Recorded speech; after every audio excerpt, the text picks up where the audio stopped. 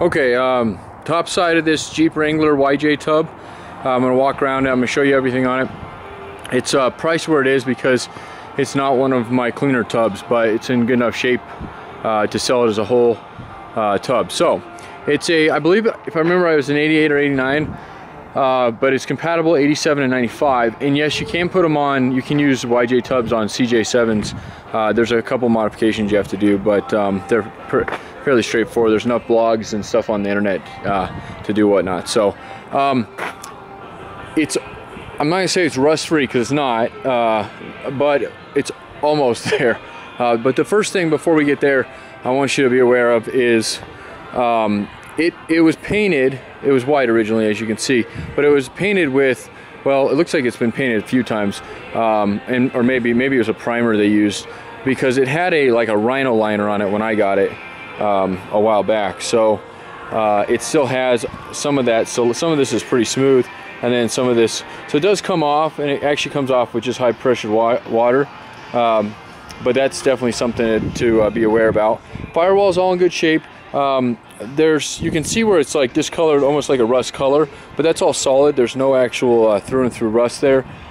What you see is what you get. So if there's like hinges, for example, not everything I've wanted on it I've pulled off, so everything else, whoever buys it gets it, kind of thing.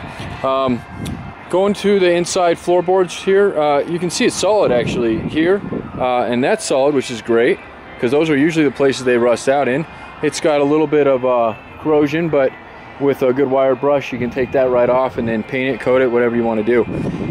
Going back here, it's got a little bit of cancer here. This is where the roll bar mounts, and then that side over there is the worst side, and I'll walk over there in a second, and it's got a good size hole.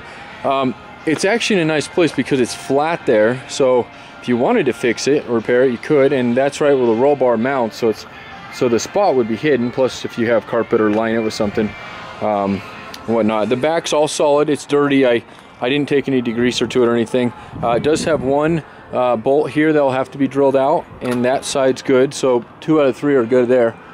Moose, come here. I got a puppy and he's curious as heck about everything right now.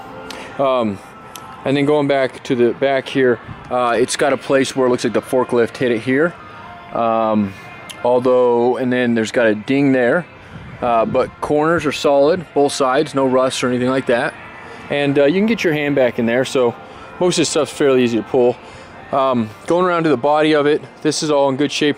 This is right here, this is a while back, I remember when it happened, but this here, you can see it's kind of rippled there. We lipped it, or caught the lip of it with the forklift.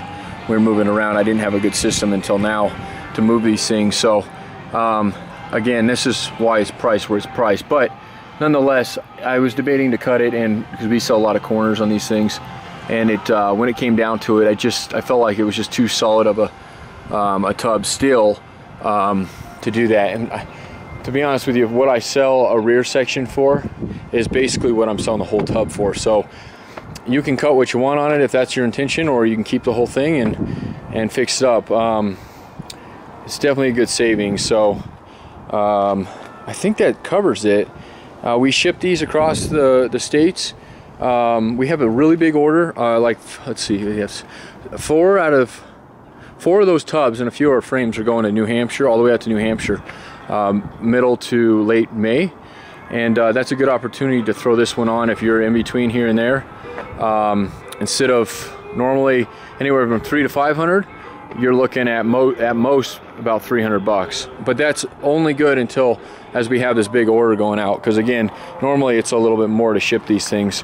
But I do ship him, and we have a couple options. We can do it the way we're doing it now, which is a guy is heading out that way. He's delivered a lot of stuff for me in the past. He's a good guy.